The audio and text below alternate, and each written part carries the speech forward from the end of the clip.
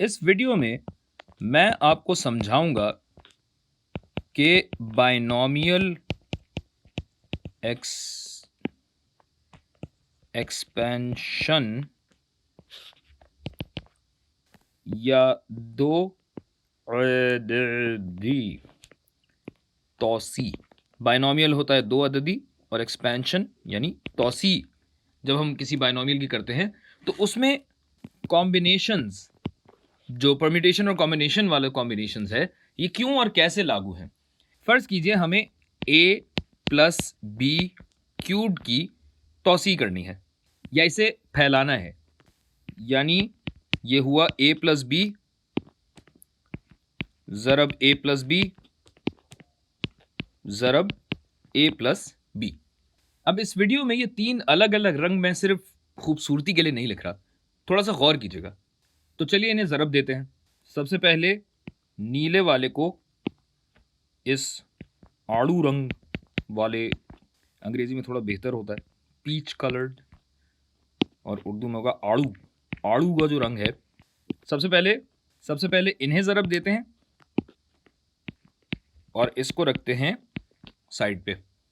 तो ये क्या बनेगा, ए ज़रब ए, पीला ए आड़ू ए जमा ए ज़रब बी, पीला ए आड़ू बी जमा, अब होगा बी ज़रब ए, तो पीला बी आड़ू ए जमा, तो पीला बी आड़ू बी।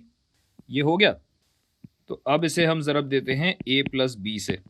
मैं पूरा दोबारा नहीं लिख रहा, लेकिन आप जानते हैं कि a से पहले इस सारे को ज़रब देना होगा। तो ये हुआ भाई पीला a आड़ू a हरा a, और ज़रा जमा का साइन भी मैं थोड़ी देर बाद लगाता हूँ। फिर आएगा जनाब पीला a आड़ू a ज़रब हरा a, पीला a आड़ू a ज़रब b, तो पीला a आड़ू a हरा b। फिर a को इससे ज़रब देंगे, और ये मुकम्मल तौर पे आपके ऊपर है कि किस ऑर्डर में आप ज़रब देते हैं। मैं सिर्फ ये आपको एक्सप्लेन करने के लिए, समझाने के लिए ज़रा एक इस तरीके से कर रहा हूँ। तो पीला a आड़ू b ज़रब हरा a, ये हो गया पीला a आड़ू b और हरा a। फिर आएगा जनाब पीला b, ये वाला ज़रब a, और आड़ू a और हरा a आएगा। फिर हो जाएगा पीला b आड़ू b हरा a। ठीक है। अब इस पूरे को प्लस b से ज़रब देंगे, तो ये हो जाएगा पीला a आड़ू a हरा b, फिर पीला a आड़ू b हरा b, फिर पीला b आड़ू a हरा b, और फिर पीला b आड़ू b और हरा b, और ये सारे आपस में जमा हो रहे हैं। सही है। तो जैसा कि आप देख सकते हैं कि मैंने यहाँ किसी भी इस्तिलाह को सहल शक्ल में नहीं लिखा है, यानी पावर की शक्ल में नहीं लिखा, और इसकी वजह आपको कुछ देर में समझ आ जाएगी। सबसे पहले ये देखिए कि किस तरह हर इस्तिलाह में हर रंग का एक एक उनसर मौजूद है, यानी पीला भी है, आड़ू भी है और हरा भी है। इस चीज को अलग अलग नुक्ता नजर से देखा जा सकता है, जिनमें से एक नुक्ता नजर तो ये है कि हम हर इस्तिलाह में हर रंग का या तो इस चीज को अलग अलग नुक्ता नजर से देखा जा सकता है, जिनमें से एक नुक्ता नजर तो ये है कि हम हर इस्तिलाह के लिए हर रंग में से या तो ए या बी चुन रहे हैं। मसलन पहली इस्तिलाह में हमने पीले में से ए या बी चुना, फिर दूसरी इस्तिलाह में पीले में से ए या बी चुना, फिर तीसरे में, चौथे, पांचवें, छठे, सातवें और आठवें, 8 इस्तिलाहात हैं जिनमें हमने पहले पीले में से ए या बी चुना, फिर आड़ू में से और फिर हरे में से, यानी यही अमल बाकी दो रंगों के साथ दोहरा दिया। यानी इस पूरी कहानी में हमने इन तीन में से, यानी इस पूरी कहानी में हमने तीन चीजों में से चुनने का हर तरीका लगा लिया। और आपने परम्यूटेशन एंड कॉम्बिनेशंस पढ़ा होगा तो आप समझ ही गए होंगे कि क्यों यहां कॉम्बिनेशंस लगता है। देखिए भाई, पहली टर्म तो है ए क्यूब, यानी हर रंग का ए चुना सबसे पहली टर्म में। अब आते हैं अगली टर्म पे, जिसमें 2 ए हैं और एक बी है। अब जरा गौर कीजिए कि क्या ऐसा और भी जगह हुआ है? बिल्कुल सही, ऐसा 3 दफा हो रहा है। एक तो यहां हो रहा है ए स्क्वायर्ड बी, 2a और 1b चुना हमने, और फिर यहां हो रहा है कि हमने 2a और 1b चुना है।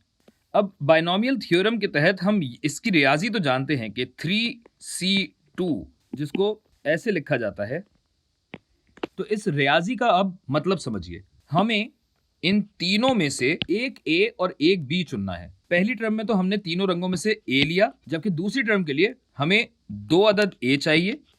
देखिए, पहली टर्म जो ऊपर बताया कि a क्यूब है, इसमें हमने तीनों रंगों में से एक एक a लिया है, जबकि दूसरी टर्म के लिए हम 2 दफा a लेंगे। और चूंकि टोटल 3 चीजें यहां पे चुनी जा रही हैं, तो b कितनी दफा होगा? जाहिर है 1 दफा होगा। और हमने ये तौसी या एक्सपेंशन करके देखा कि ऐसा सिर्फ 1 दफा नहीं हो रहा, ये 3 दफा हो रहा है। तो चलिए अब अगली टर्म की तरफ बढ़ते हैं। यहां पे क्या है कि यहां पे a 1 दफा है, जबकि b 2 दफा है। और ऐसा कितनी दफा हो रहा है?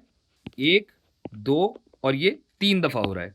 यानी यहां भी a b स्क्वायर्ड है ये, और जबकि ये भी a b स्क्वायर्ड ही है। और यहां मैंने गलती की हुई है, किसी ने बताया भी नहीं मुझे। शर्म की बात है, बहुत शर्म की बात है।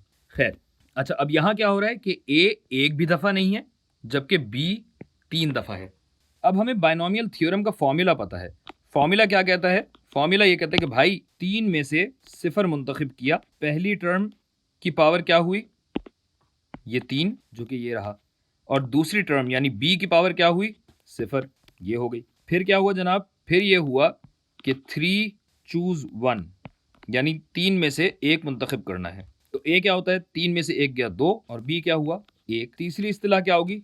3c2। a हो जाएगा 3 - 2 1, b हो जाएगा 2, और इसी तरह 3c3, जिसमें a 3 - 3 0 और b हो जाएगा क्यूब।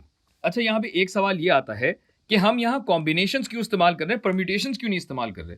तो भाई देखिए, परम्यूटेशन में ऑर्डर इंपॉर्टेंट होता है। यानी अगर परम्यूटेशन यहां पे देखें तो परम्यूटेशन तो 8 हैं टोटल, जबकि अगर ऑर्डर या तरतीब नजरअंदाज कर दी जाए तो आपको पता लगेगा कि यहां पे कॉम्बिनेशंस इस्तेमाल हो रही हैं, यहां पे परम्यूटेशंस नहीं है। और मुझे उम्मीद है कि अब वाज़ेह हो गया होगा कि बायनोमियल एक्सपेंशन ऐसी क्यों बनती है।